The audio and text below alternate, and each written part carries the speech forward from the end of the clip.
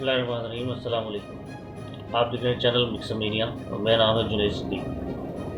Viewers, आज का topic बहुत ज़्यादा इंटरेस्टिंग है क्योंकि जो जनरल नॉलेज से जो शगफ रखते हैं लोग उनके लिए तो बहुत ही इंपॉर्टेंट है, क्योंकि आज हमारा टॉपिक है एहराम मिस्र के ऊपर। हम उस पर बात करेंगे, लेकिन इस पर बात करने से पहले चैनल को ज़रूर सब्सक्राइब कीजिए, बेल आइकन को ज़रूर प्रेस कीजिए ताकि नई नई वीडियो आप तक पहुँचें, और इससे दूसरों को भी शेयर करें और जितना लोगों तक पहुँचा सकते हैं, क्योंकि इसमें सारी मालूमात हैं जो हर उम्र के लोगों के लिए मुफीद साबित होंगी इंशाल्लाह।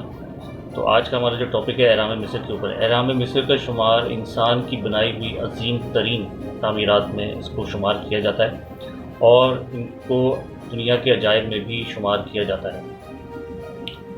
असल में फ़िरऔन का जो लफ्ज़ है ये एक लक़ब है, और जैसे हम बोलते हैं बादशाह, सुल्तान, शाह, किंग, ये सब बादशाहों के लक़ब हैं। तो फ़िरौन भी उस ज़माने में इनको फ़िरौन कहा जाता था बादशाहों के लिए।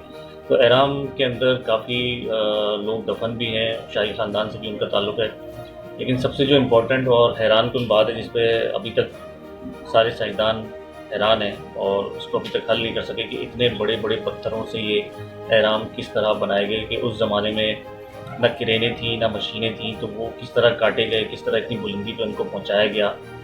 ये अभी तक साइंसदान इस चीज़ को मालूम नहीं कर सकते। कई थ्योरीज़ हैं जिनका हम जिक्र करेंगे आगे, कई थ्योरीज़ पे बात हुई है और इसमें बड़ी तहकीक हुई है, लेकिन कोई कंफर्मेशन अभी तक इस बारे में नहीं हुई, क्योंकि हज़ारों साल पहले ना क्रेनें थी ना मशीनें थी, तो उनको किस तरह काटा गया। अब जो नया कंप्यूटराइज डेटा और जो तहकीक सामने आ रही है, इससे अंदाज़ा लगाया जाता है कि हज़ारों साल पहले जो फ़िरौन के जो ज़माना था, ये तो हज़रत ईसा अलैहिस्सलाम से भी पहले ये फ़िरौन दुनिया में होते थे, बसते थे। तो उस वक्त जो ये साइंस इन्होंने इसकी तामीर में इस्तेमाल की है, वो उस हज़ारों साल पहले पूरी दुनिया पे वो साइंस गालिब थी, छाई हुई थी, जिस पे अमल करके इन्होंने इतनी बड़ी बड़ी बिल्डिंग बनाई। व्यूअर्स, एहराम मिस्र के बनाने वाले जो थे वो जोग्राफिया और एडवांस मैथमेटिक्स के इंतहाई माहिर लोग थे। इन एहराम में सबसे बड़ा शीओप्स का एहराम है। शीओप्स एक बादशाह का नाम है जो हज़रत ईसा अलैहिस्सलाम की पैदाइश से भी पहले था। तो शीओप्स का जो एहराम है वो 137 मीटर ऊंचा, यानी साढ़े 450 फुट ऊंचा है। इसमें 25 लाख ब्लॉक पत्थर के इस्तेमाल हुए हैं, पत्थर काटा गया है, उसके ब्लॉक बनाए गए हैं। 25 लाख पत्थर इसमें इस्तेमाल हुए हैं, और जो वज़न है पत्थरों का वो 3 टन से लेके 90 टन तक है, यानी बहुत भारी पत्थर है। और बाज़ पत्थर ऐसे हैं जो तकरीबन 600 टन के करीब हैं। और इस एक एहराम के अंदर इतना पत्थर इस्तेमाल हुआ है जितना कि आप जो फ्रांस है, तकरीबन उसका जो रकबा है फ्रांस का वो 6.5 लाख मुरबा किलोमीटर है। तो पूरे फ्रांस के गिर्द इन पत्थरों से जो एहराम मिस्र के शीओप्स में लगे हुए हैं, 10 फुट ऊंची और 1 फुट मोटी दीवार पूरे फ्रांस के गिर्द इन पत्थरों से तामीर हो सकती है। यानी आप अंदाज़ा लगाएं, इतना पत्थर सिर्फ एक एहराम के अंदर शीओप्स के अंदर इस्तेमाल हुआ। और इसकी जो अंदरूनी जो जगह बचती है, उसके अंदर जो जगह है वो इतनी इसमें गुंजाइश है कि इसमें इटली के 3 शहर हैं, रोम, मिलान और फ्लोरेंस। तो इन तीनों शहरों के जो गिरजाघर हैं वो इस अंदरूनी गुंजाइश के अंदर समा सकते हैं। इसके बावजूद भी इसमें इतनी जगह बचेगी कि इसके अंदर एम्पायर स्टेट बिल्डिंग, वेस्टमिनिस्टर एबे, सेंट पॉल का गिरजाघर और इंग्लैंड की हाउस ऑफ पार्लियामेंट की बिल्डिंग भी इसके अंदर आ सकती है। तो आप अंदाज़ा लगाएं कि कितनी बड़ी और वसी जगह है। और इसका जो वज़न है तकरीबन 65 लाख टन इसका वज़न है, कि पूरी दुनिया की ट्रेनें अगर इसको खींचना चाहें तो इसको अपनी जगह से हिला नहीं सकती। और इसके बनाने वालों की महारत देखिए कि ब्लॉक आपस में इस तरह जुड़े हुए हैं कि एक तो इसका जोड़ तलाश करना बहुत मुश्किल है, और अगर जोड़ नज़र भी आ जाए तो आप उसके अंदर एक बिज़नेस कार्ड भी आप उसके अंदर नहीं डाल सकते कि इतनी परफेक्शन से इनको जोड़ा गया। व्यूअर्स, 1881 में फ़िरौन की लाश दरियाफ्त हुई है। वही फ़िरौन है जो हज़रत मूसा के ज़माने में था और इसका ज़िक्र कुरान में मिलता है। तो इसकी लाश दरियाफ्त की और ये अल्लाह ताला ने अपना कौल पूरा किया, इसको महफूज रखा। तो इसकी लाश में इसके बाल, उसका गोश्त मौजूद है। इसको इंग्लिश में रेमेसिस डोम कहते हैं, रेमेसिस 2, جب اس کی لاش دریافت ہوئی تو اس کو فرانس میں اس کا انالیسس، اس کی تحقیق کے لیے اس کو بھیجا گیا.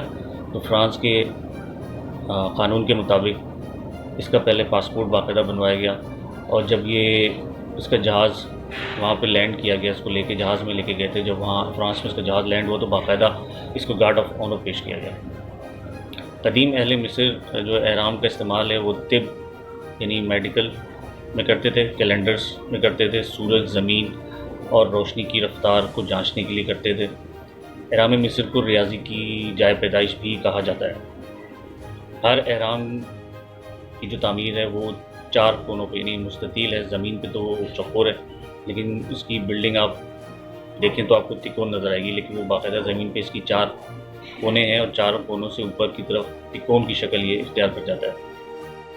احرام کی جو چاروں اطراف ہیں وہ جیومیٹری کی بہترین مثال پیش کرتے ہیں، یعنی کہ جو اس کی بنیاد شمال کی سیدھ میں وہ بالکل پرفیکٹلی شمال کی سیدھ میں ہی ہے. اسی طرح چاروں جو سمت ہیں اس کی، شمال، مشرق، مغرب اور جنوب، اس کی جو چاروں سیدھ ہیں وہ سمت بالکل اسٹریٹ انہی سمت کی طرف جاتی ہے، یعنی بالکل پرفیکٹ ہیں. احرام مصر کے بارے میں کئی تھیوریز پیش کی جاتی ہیں. کچھ کا خیال ہے کہ یہ مقبرے ہیں، کچھ کا خیال ہے کہ یہ قدیم علوم یہاں پہ دفن کیا گیا ہے اور انہوں نے اپنی کتابیں اور ایجادات یہاں دفن کی ہوئی ہیں. کچھ کا خیال ہے کہ یہ UFO یعنی جو خلائی مخلوق ہے اس کا اس سے تعلق ہے، اور خلائی مخلوق نے ہی انہیں بنایا ہے تاکہ زمین اور دوسرے سیاروں سے جو ہے رابطہ رکھ سکیں. کچھ کا خیال ہے کہ یہ پرانے زمانے میں یہ بجلی گھر ہوا کرتے تھے جہاں سے انرجی ملتی تھی، یعنی کہ توانائی کا ایک سورس ہوتے تھے. کچھ کہتے ہیں کہ یہ علم نجوم کی جو ہے تجربہ گاہیں ہیں، جبکہ کچھ مورخین کا یہ بھی خیال ہے کہ ان کو زلزلے روکنے کے لیے تعمیر کیا گیا تاکہ اس علاقے میں زلزلے نہ آئیں. لیکن یہ ایک بات طے ہے کہ احرام مصر کی تعمیر میں جو سائنس استعمال کی گئی ہے وہ آج کے زمانے میں موجود نہیں ہے. اگر وہ سائنس موجود ہوتی تو ہم مزید ترقی یافتہ ہوتے. دوسرا یہ کہ ہم تھوڑا قرآن سے بھی اس کے حوالہ جات لیں گے کہ قرآن اس بارے میں کیا کہتا ہے. بڑی بڑی عمارتیں بنانے میں قوم عاد، قوم سمود اور فرعون قابل ذکر ہیں. قرآن کریم میں سورہ فجر میں آیت نمبر 6 سے لے کے 11 تک اللہ تعالیٰ فرماتا ہے کہ اے نبی، کیا آپ نے نہیں دیکھا کہ آپ کے رب نے عاد کے ساتھ کیا سلوک کیا، جو نسل ارم سے ستونوں والے تھے، کہ ان جیسا شہروں میں پیدا نہیں کیا گیا، یعنی جن کے مانند ترقی یافتہ قوم ملکوں میں نہیں پیدا کی گئی. اور سمود کے ساتھ جو وادی میں اونچے اونچے گھر بنانے کے لیے مشہور تھے، چٹانیں تراشتے تھے. اور احراموں والے فرعون کے ساتھ، یہ وہ لوگ تھے جنہوں نے دنیا کے ملکوں میں بڑی سرکشی کی تھی. ان آیات سے یہ بات واضح ہے کہ ماضی کی قومیں بھی ترقی یافتہ تھیں، لیکن غرور، تکبر اور لوگوں پر ظلم و ستم سے ان پر جو عذاب آیا تو وہ قومیں اور ان کا جو علم تھا، ان کی سائنس تھی، وہ سب ملیہ میٹ ہو گئے، تباہ ہو گئے. اور اگر وہ علم تباہ و برباد نہ ہوتا تو ہم شاید مزید ترقی یافتہ ہو جاتے. اسی طرح رمیسس دوم جس کا ذکر ابھی ہم نے سنا تھا، فرعون، اس کے بارے میں جو قرآن فرماتا ہے سورہ یونس آیت نمبر 88 سے 92 تک، اللہ تعالیٰ فرماتا ہے کہ اور موسیٰ نے کہا کہ اے ہمارے پروردگار، تو نے فرعون اور اس کے سرداروں کو دنیا میں بہت مال و زر دے رکھا ہے.